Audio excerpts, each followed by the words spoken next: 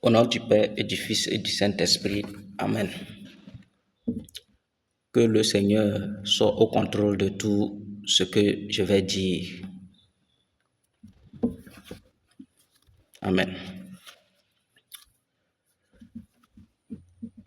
Salut, chers spectateurs. Merci au Seigneur pour votre vie. Merci à Dieu, à notre Seigneur Jésus-Christ, pour votre vie. Et merci à Dieu d'avoir permis à ce que vous écoutez cet audio à cet instant. Au fait, c'est un appel que je vais lancer à tout le monde, à tous les prédicateurs, prêtres, pasteurs et autres, de rester toujours vigilants par rapport à certaines situations, parce que tout ce que nous faisons pour Dieu là, le diable ne doit pas avoir sa place là-bas. Oui, même si les églises ne peuvent pas décanter ceux qui sont mauvais ou agents du diable pour les déposer dehors et permettre à ceux qui ne sont pas agents du diable de rentrer à l'église, même si au niveau des églises ce n'est pas possible de le faire, mais intérieurement nous pouvons le faire. Et avec la grâce de Dieu, on pourra arriver à sanctifier nos églises. Vous êtes sans savoir qu'il y a des gens qui vont à l'église. Je ne suis pas en train de juger des gens, mais c'est des faits réels. Puisque les gens ont une mauvaise compréhension des choses et continuent pas à vivre une vie. Et c'est clair, quand tu ne connais pas quelque chose là, tu n'es pas condamné, tu n'es pas jugé. Mais une fois que tu écoutes, tu entends, et que toi-même ta conscience te dit que non, ce que telle personne est en train de dire là, c'est vrai, et que tu refuses de mettre ça en pratique, là-bas, tu te condamnes toi-même d'abord. Avant d'arriver chez Dieu là, toi-même tu t'es déjà condamné parce que tu sais exactement ce qui est bien, mais tu as opté pour le mal, ou bien tu as opté pour continuer dans le mal. Je veux parler effectivement des situations dans nos églises. Qu'est-ce qui se passe dans nos églises? Les gens ont la mauvaise compréhension de certaines choses. On ne peut pas associer le christianisme, c'est-à-dire la prière, l'église et l'animisme. Beaucoup sont dans cet état.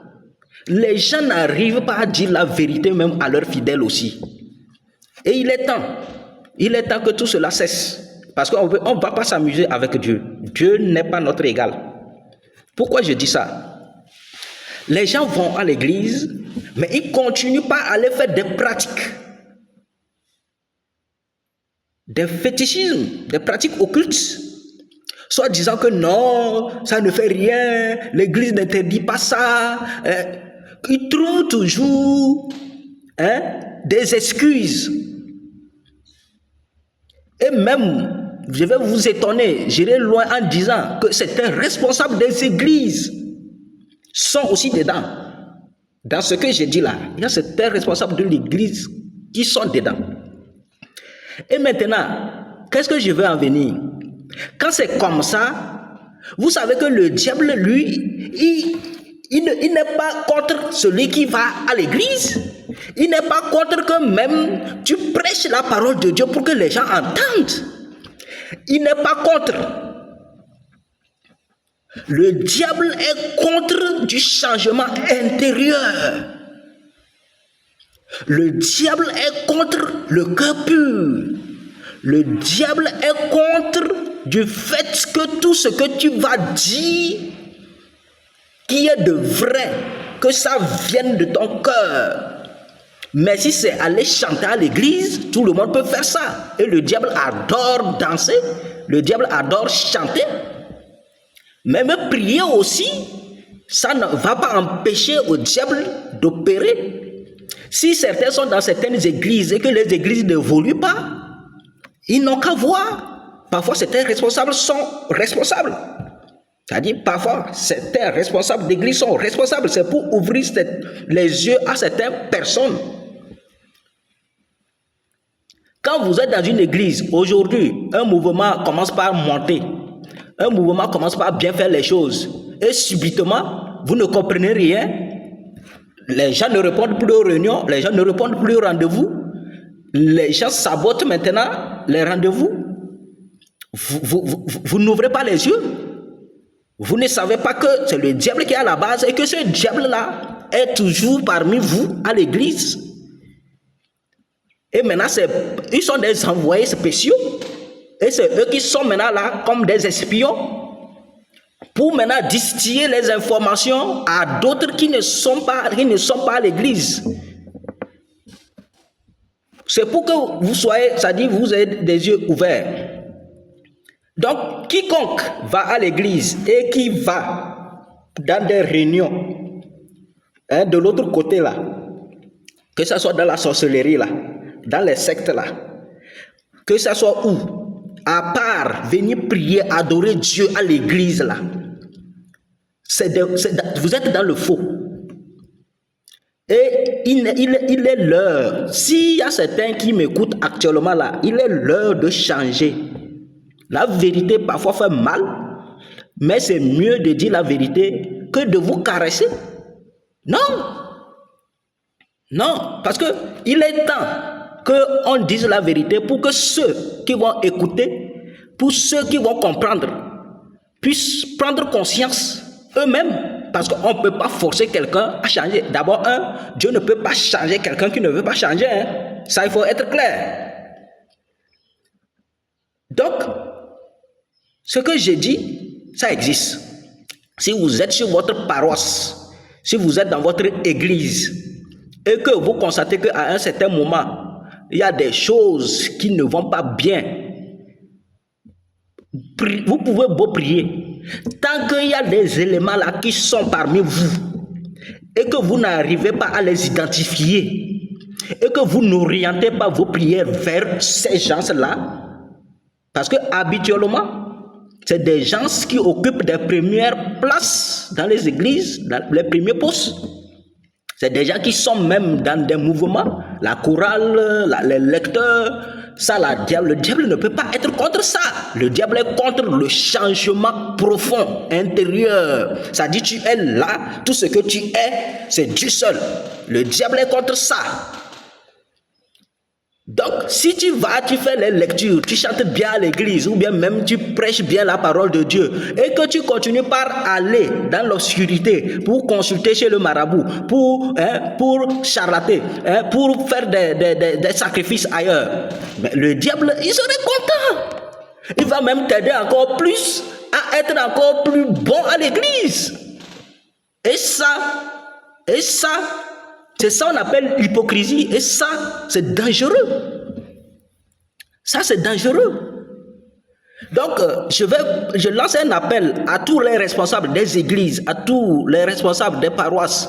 Quand même simple baptême des bébés là, quand vous voulez faire simple baptême de bébé, il faut organiser jeûne et prière. Ça va aider à purifier les gens.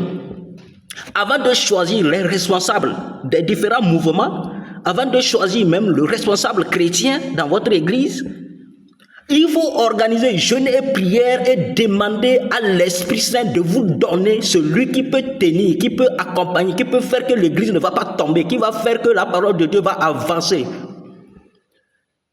Mais tant que vous ne faites pas ça et vous vous basez sur certains critères pour élire des gens à des postes de responsabilité, parce que naturellement, ces envoyés aiment être à des postes de responsabilité parce qu'ils veulent contrôler tout. Ouvrez les yeux.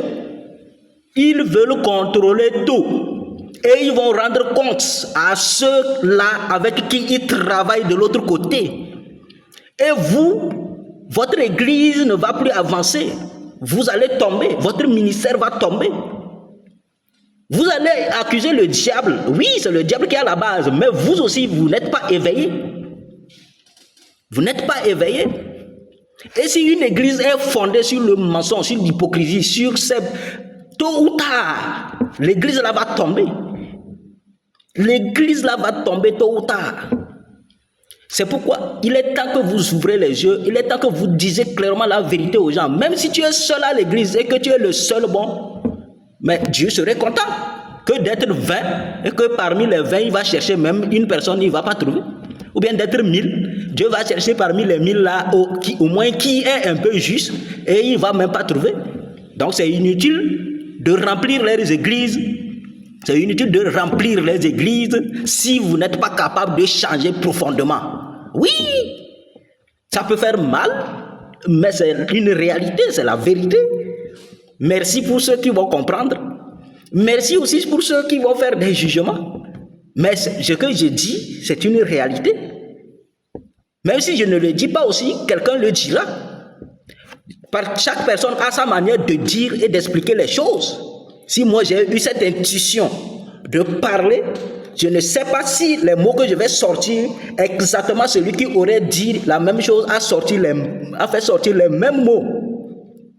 Donc c'est pour cette raison, je vous fais cet appel et je demande surtout aux responsables des églises, que tu sois pasteur, que tu sois prêtre, que tu sois berger, avant de choisir ceux avec qui tu vas travailler dans ton église, il faut organiser jeûne et prière 2 jours, 3 jours avant les jours d'élection, avant les choix. Il faut prier, demander à l'Esprit Saint de vous donner. Sinon, si vous laissez ces agents, ces envoyés-là, ces espions, eux, ils aiment des postes stratégiques, les postes où ils vont rester pour prendre le contrôle sur les gens, pour faire tomber les gens. Parce qu'ils sont là aussi, ils guettent dans l'église, qui sont ceux-là qui viennent prier exactement avec la foi, et qui sont ceux-là qui viennent aussi comme eux. C'est pourquoi il ne faut pas aussi se lever comme ça, aller à l'église parce que tout le monde va à l'église. Ça n'a pas de sens. Si tu sais que tu vas à l'église parce que tout le monde va à l'église, ou bien parce que tu as un joli habit que tu veux porter pour aller montrer aux gens, là, mon ami, il faut rester à la maison. C'est encore mieux. Dieu ne va pas te condamner pour ça. C'est toi seul qui sais qu'en restant à la maison, tu fais du mal, tu fais du bien, ça fait ton problème. Mais ne fais pas l'hypocrisie en allant à l'église. Oh, dans ton cœur là, c'est noir. C'est noir. Il faut que ça cesse. Parce que l'œuvre de Dieu doit avancer.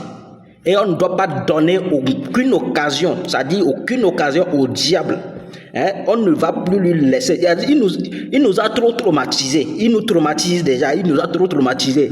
Et le diable sait bien que si tout le monde arrivait à comprendre ce genre de message-là, la volonté de Dieu allait bien se faire et que lui, il allait perdre. Donc, il ne serait pas d'accord. Mais je vous avertis, si tout le monde arrive à mettre en application ces enseignements, tout ce qu'on apprend, parce que tout ce qu'on dit sur Dieu, tout ce qu'on apprend sur Dieu, il n'y a rien qui est mauvais. Il faut laisser les fausses interprétations que les gens font de la Bible pour leur propre intérêt. Non, non, non, non, non. Et c'est les gens qui disent qu'il y a des contradictions dans la Bible là. Si vous ne comprenez pas, vous ne lisez pas la Bible, laissez la Bible là où la Bible est.